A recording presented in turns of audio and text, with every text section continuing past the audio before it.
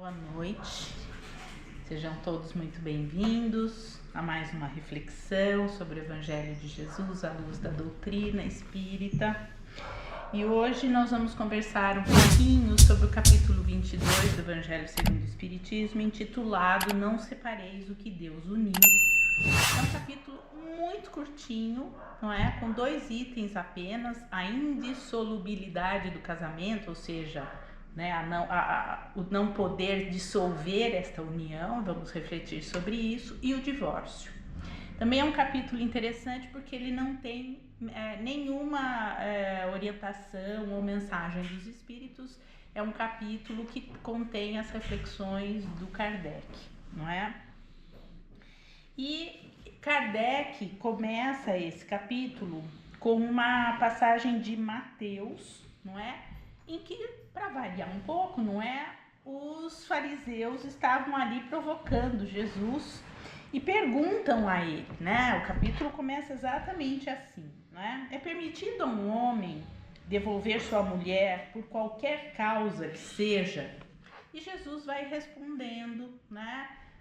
Relembrando a eles as leis, o que Deus tinha dito, o que estava ali na lei mosaica, não é? Então, assim, mostrando que desde o princípio foi dito, né, que o homem e a mulher foram criados para que quando se unissem, não é? Desta união pudessem vir os filhos. Então, há aqui uma lei material, né, que vai reger ali, uma lei divina, mas material, que vai reger essa união sexual e que tem por objetivo ajudar na renovação, não é, da população planetária através da reencarnação, dos nascimentos, novos nascimentos. Os espíritos vão tendo oportunidade de virem e somos nós, não é, até hoje irmos aprendendo, mas também, não é? Ele vai se referir ali ao adultério, que quando houvesse, não é, o adultério, então o homem poderia devolver a mulher ali para sua família. Então, essa é uma passagem interessante para a gente pensar historicamente, porque é óbvio, e mesmo Kardec no final faz uma consideração, é lógico que a fala de Jesus ainda muito vinculada à cultura da época, não é? Uma cultura em que a mulher era muito pouco considerada, mas é onde ele aproveita para nos trazer um ensinamento que é o mais importante, eu diria, que vale até os dias de hoje, que é o que deve reger, o que deve regular a relação, não é, de matrimônio. Quando há ali um desejo de um homem e de uma mulher se unirem para constituírem família ou para viverem juntos. E isso é algo, não é, que mudam-se os tempos, mudam-se os hábitos, as leis, mas isso, nós somos seres gregários e as pessoas continuam vindo através, não é, dos nascimentos, da união carnal de um homem e de uma mulher. Então, esse é um tema que não passa. O que a gente pode, talvez, aqui é pensar como que era a lei judaica da época em relação ao adultério. Só para a gente fazer aqui relembrar um pouquinho, não é? A mulher adúltera, dentro do costume da época, das leis, não é, mosaicas, se ela fosse pega em adultério, traindo seu marido, ela deveria ser apedrejada. E vamos nos lembrar que Jesus tem uma passagem muito específica, não é? Em que ele está ali com seus discípulos e de repente chega num local onde há um ajuntamento de pessoas, uma mulher no meio, e ela iria ser apedrejada, não é, por aquela multidão, muito provavelmente de homens. E aí Jesus pergunta, não é, quem aqui não tem pecado, então que atira, né? Ele fala, atira a primeira pedra. E ninguém atira. E todos vão saindo um a um e ele diz a ela, né? Onde estão os teus acusadores? Se foram, então, né, não sou eu que vou te acusar. Vai, não peques mais. Vai, evite esse tipo de consequências para você mesmo. Sempre gosto de lembrar do pecado como errar o alvo, não é? E aqui a gente volta para esse capítulo de hoje, porque o que é a mensagem fundamental desse capítulo é que o que deve reger as uniões dos casais deve ser o amor, que é uma lei divina e universal.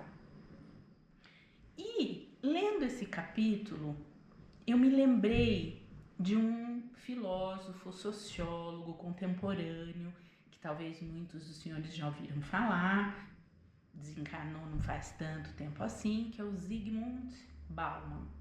Zygmunt Bauman era um filósofo polonês, não é, sociólogo, que estudava, portanto, como sociólogo, as relações sociais dos grupos, dentro dos grupos.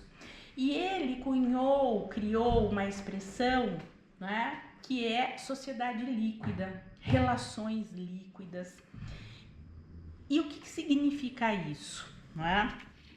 Até fiz uma colinha aqui, porque algumas características são fundamentais e falam muito, né, sobre esse capítulo e a atualidade. As relações líquidas são aquelas que, como os líquidos, elas não têm uma forma específica, porque o líquido, se você pegar, por exemplo, um copo de água, aí você olha, o copo é transparente, a água vai ter a forma do copo. Você pega aquela mesma água, põe num vaso quadrado, numa peça quadrada de vidro, a água fica quadrada. Aí você tira dali e põe num tubo comprido, a água vai... Então, ela não tem uma forma específica. Então, as relações líquidas são aquelas relações que não têm uma apresentação específica, ou seja, não tem uma clareza de princípios que as regem, ou que a regem. Então, são aquelas relações onde... hoje eu tô, amanhã, se não tiver bom, pega, separo. Não há um comprometimento com a outra pessoa. Isso não tem nada a ver com a lei de amor proposta por Jesus, não é? São aquelas relações instáveis, fluidas. Ora tá de um jeito, ora tá de outro, e não há uma preocupação em tentar fazer com que aquilo realmente tenha uma característica. Que tipo de característica? O diálogo, o entendimento, que é tudo que a lei de amor propõe. Porque vamos lembrar, estarmos unidos a alguém em matrimônio, não necessariamente matrimônio civil no papel, não é? Embora as leis civis elas sejam necessárias, elas têm a ver com a civilização, para reger uma série de outras circunstâncias que o viver em sociedade exige, não é? E isso Kardec deixa muito claro. As leis civis não contrariam a lei de amor. Mas, falando especificamente da lei de amor, quando não há um comprometimento, quando há essa instabilidade, o que acontece? A separação, o divórcio, ele acaba acontecendo com tanta facilidade, como se o sentimento do outro, como se aquilo que o outro pensa não tivesse nenhuma relevância. Então, são relações que acabam sendo muito desrespeitosas, tanto que Kardec nos lembra, não é? As relações, quando elas se rompem, quando há uma separação, na verdade, quando se institui aquilo, é algo que já vinha acontecendo. Não acontece da noite para o dia. O que é contrário à lei do amor é quando, claro, além da falta de cuidado, que, né, tô aqui usando as falas do Zygmunt Bauman para a gente entender numa linguagem mais contemporânea, mais atual, né? Mas além disso, ele vai se referir ao adultério exatamente desta forma, com esta total falta de respeito, de consideração pelo outro. É claro que na passagem está se referindo mais ao adultério da mulher, mas de novo vamos considerar o contexto histórico, não é? Havia ali uma predominância na cultura judaica de direitos masculinos sobre a mulher. Mas nos dias de hoje, quando nós falamos em adultério, tanto faz. Homens adúlteros, mulheres adúlteras.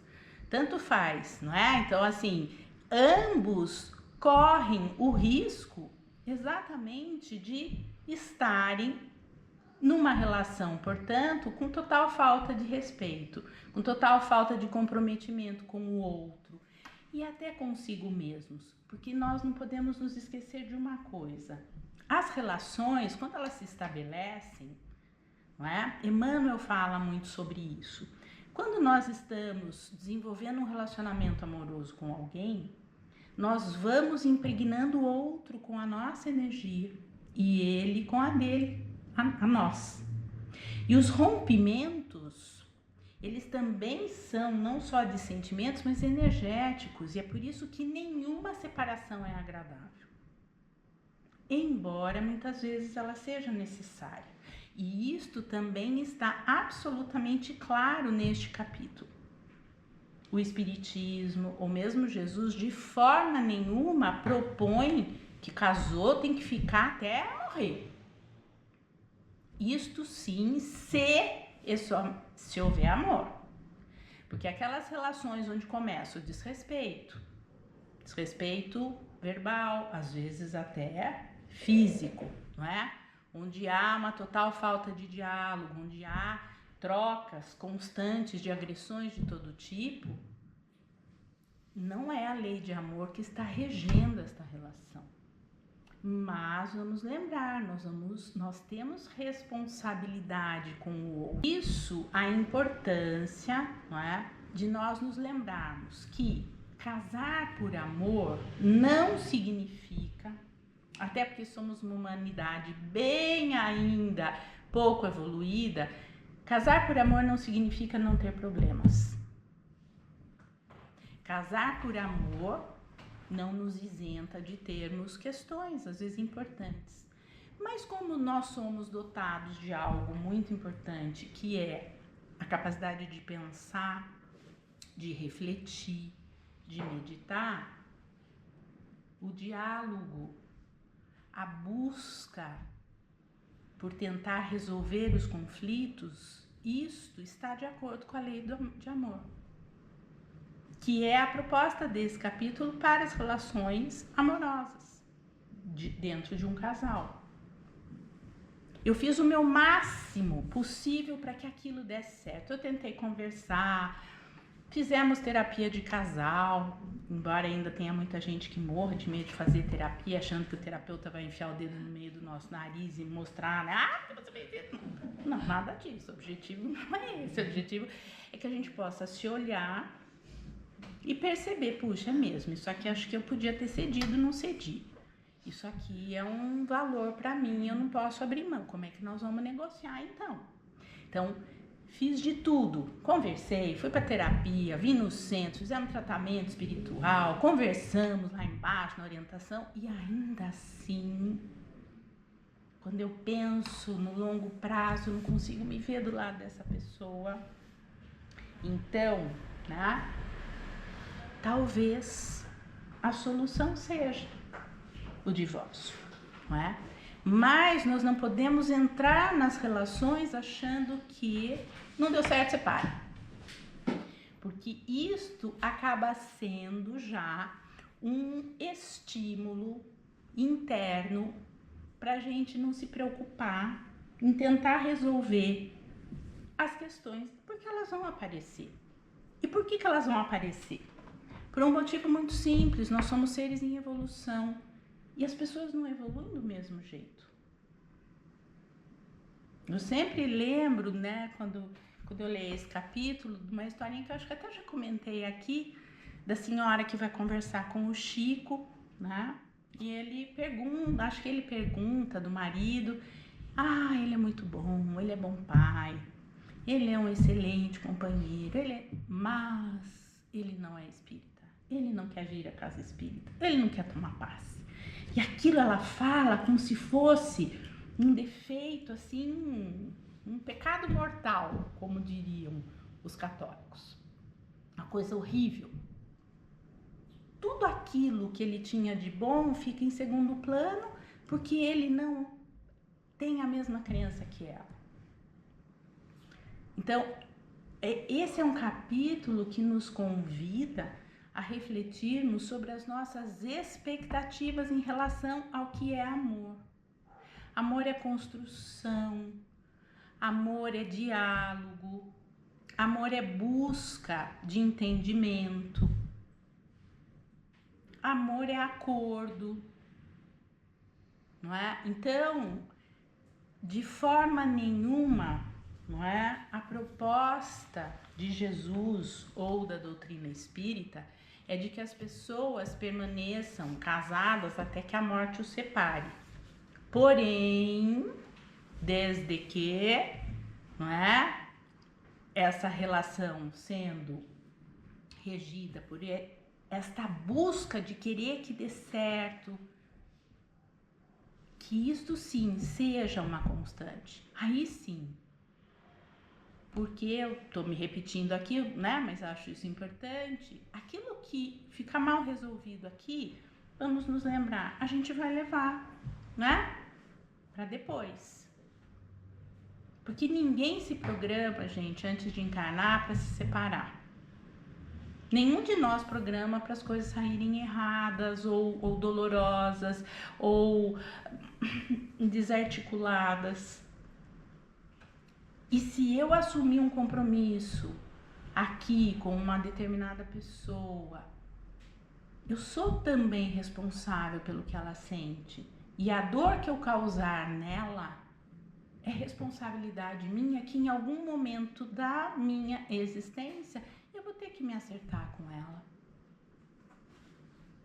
Ah, isso significa então que eu vou ter que voltar com a minha ex, com o meu ex? Não. Mas talvez eu vá ter que voltar com ele ou com ela, como um filho, aquele filho rebelde, como um irmão, como uma irmã, para que a gente aprenda a se amar. Tivemos a oportunidade de nos amarmos desta forma, não deu? Mas a gente, num primeiro momento, falou que queria.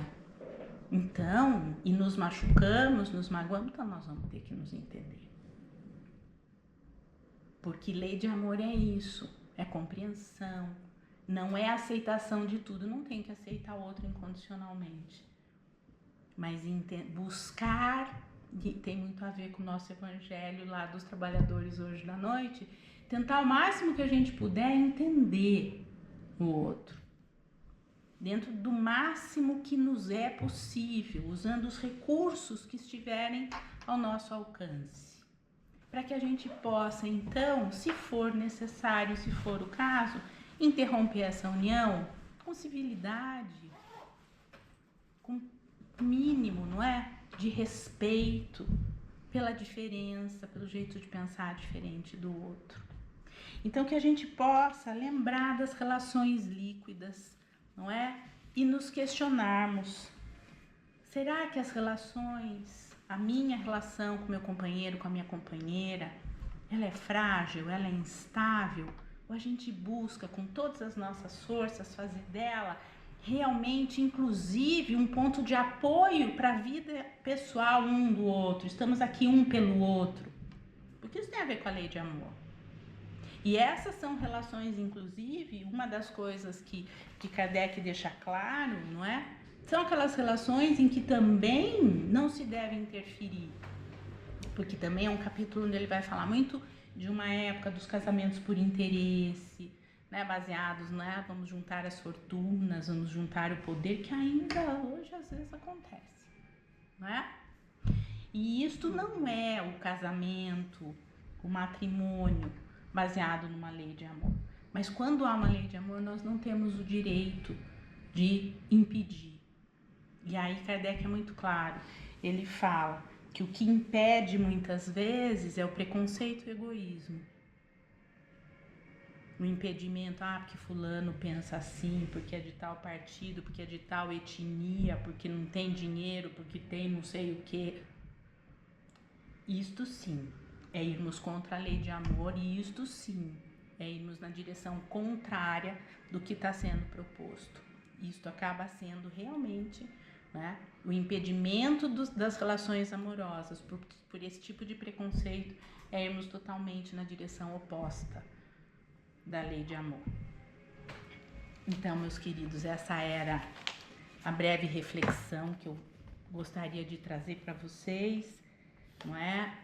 Convido-os a lerem. Tem uma folha e meia, um capítulo pequenininho, mas que nos ajuda muito a refletir, não é? Sobre como nós temos vivenciado aqueles que estão casados, como é que a gente tem vivido essa relação, se baseado no amor ou simplesmente em interesses, muitas vezes mundanos e absolutamente temporais, frágeis, que podem nos levar, inclusive, a contrair aí algumas questões que a gente vai ter que acertar lá na frente. Que Jesus nos abençoe, eu agradeço a atenção de todos e nos convido agora a nos prepararmos para receber a mensagem do nosso querido mentor da noite. Seja bem-vindo, querido amigo. Muito obrigada pelo acolhimento.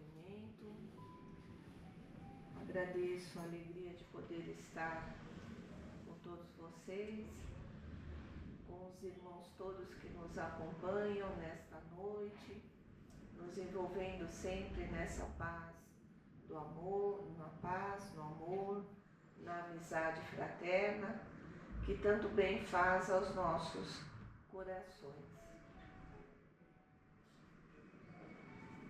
É um tema delicado, ele toca muito aos nossos corações, porque a partir do casamento, do matrimônio, vamos formando as famílias, né? E através das famílias que se formam, é que todos nós temos a oportunidade da evolução, através da encarnação, desse planejamento maravilhoso entre um casal que se dispõe a ser um auxiliar fraterno de Deus, nosso Pai, conduzindo os seus filhos para dias melhores, através desse envolvimento e a oportunidade da encarnação. Porém, nem sempre tudo sai como esperado, né? O planejado. Mas temos que entender que, às vezes, as pessoas se unem por necessidade de encontrar a paz interior. Tempos remotos, tempos atrás, esses corações podem não ter tido uma oportunidade de um afeto maior, então decidem se unir, né, através de um matrimônio, se encontrarem, né, no plano físico, porque assim há um véu do esquecimento, como alguns ou todos, e quem não acompanha a doutrina espírita precisa ler para poder compreender um pouco as minhas palavras. Há o véu do esquecimento, esse véu do esquecimento é dado pelo Pai para que as nossas vidas pregressas possam ficar acomodadas por um tempo, sem que as lembranças venham conosco para a vida material, para que possamos, quando nos unirmos às pessoas, aos nossos afetos e desafetos, muitos deles também se unem através do matrimônio, podermos reparar as nossas arestas, né? Os conflitos que dificultam a nossa caminhada. Sofre um e sofre o outro também, né? Porque quando deixamos uma mácula no coração de alguém, essa mácula tem que ser resolvida por nós mesmos, né? O ofensor aquele que recebeu ofensa. Então tudo isso é trabalhado aqui no plano terreno também, dessa forma, pelos matrimônios. Às vezes, como foi dito aqui pela nossa querida irmã, tem que haver um esforço para que a relação dê certo, a conversa, o respeito, né? Caso haja necessidade, ajuda de terceiros, para que tudo venha caminhar com harmonia, paz e o respeito necessário para que a relação flua e possa atender os compromissos, né, da vida conjugal, se porventura os filhos vierem também desses espíritos, né, com seus compromissos também com esses pais. Às vezes não dá certo e o matrimônio se dissolve. Mas hoje já podemos pensar que há muitas possibilidades de uma separação ser amigável. Há possibilidades, né, dessa separação ser amigável, com respeito. Mesmo que uma parte não ceda, a outra pode ceder.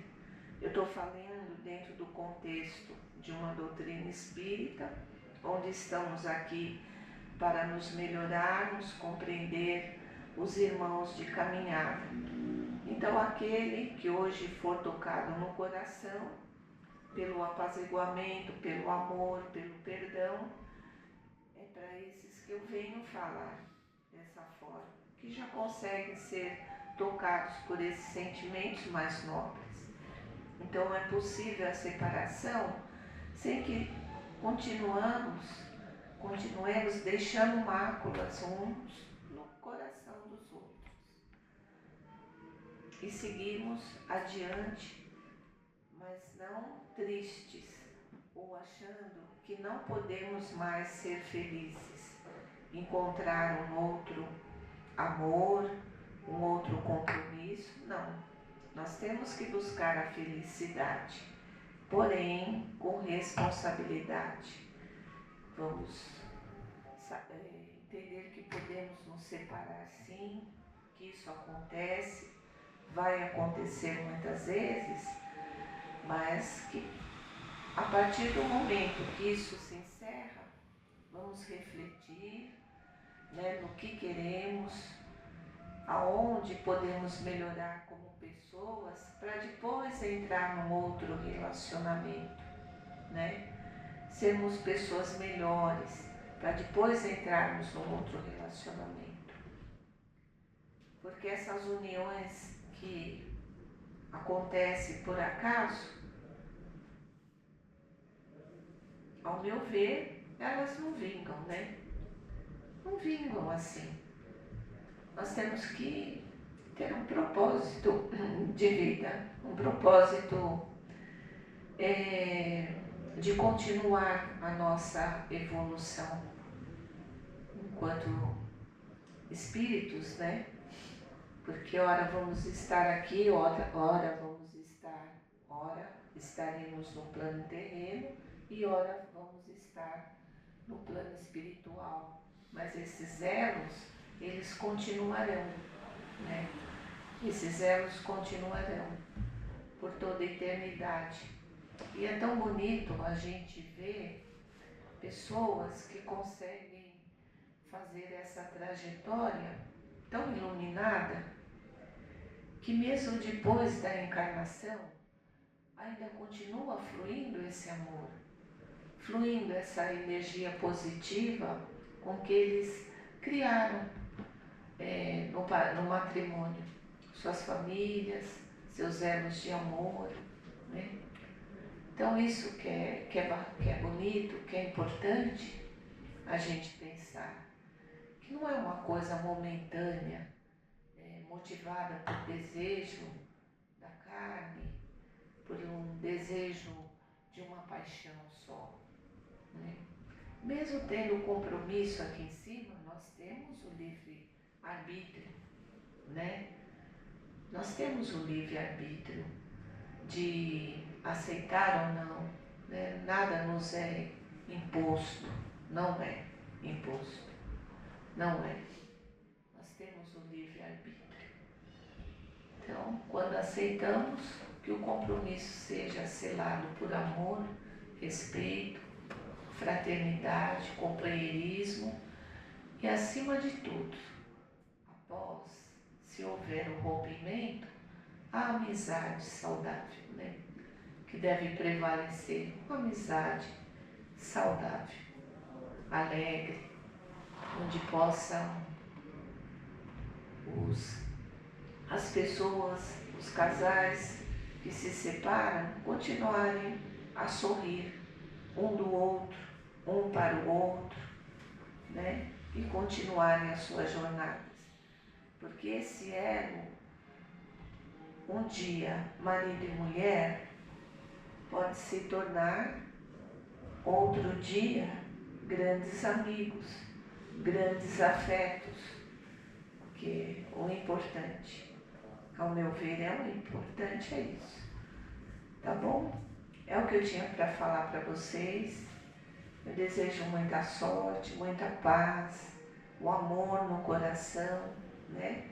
E esse sentimento fraterno que nos une sempre nos dois lados, né? No lado aqui na matéria e no espírito, no mundo espiritual.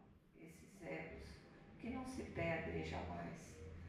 Aqui eu criei com vocês também esse elo de amor, de fraternidade, que ele vai sublimando.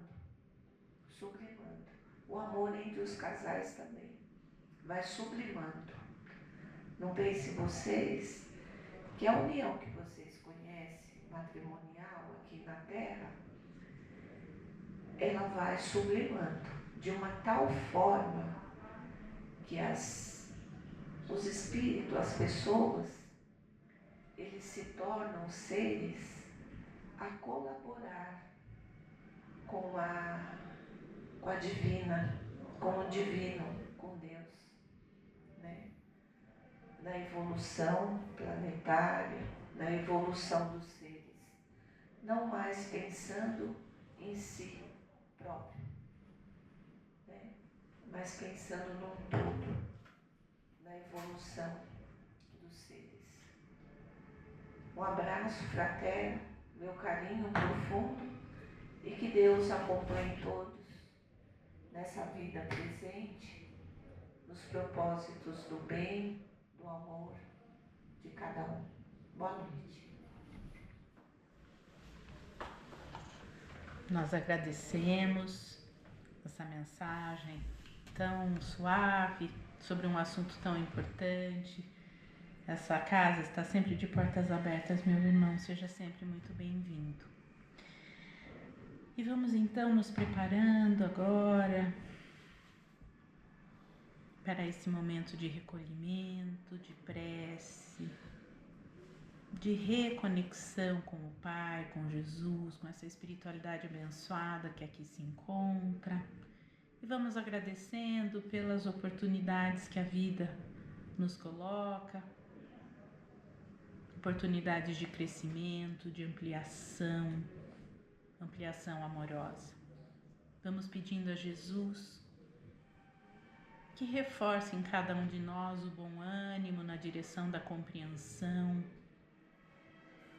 na direção da humildade, na direção da fraternidade, da postura amorosa diante de todos aqueles que estiverem ao nosso lado, em especial na noite de hoje.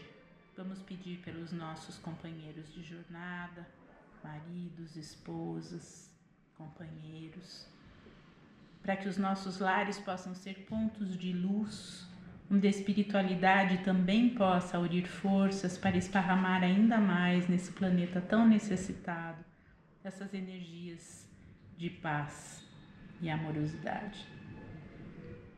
Vamos também abrindo os nossos corações para recebermos o passe coletivo, essas energias amorosas que vão nos ajudando a nos harmonizarmos,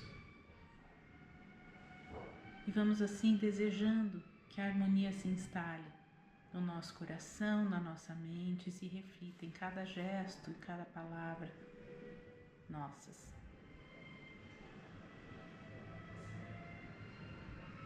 Imensamente agradecidos, nós vamos encerrando esse momento da noite de hoje e, como eternas crianças do nosso Pai, vamos pedindo a Ele que esteja sempre ao nosso lado, nos abençoando, protegendo, agora e sempre. Que assim seja. Graças a Deus, graças a Jesus.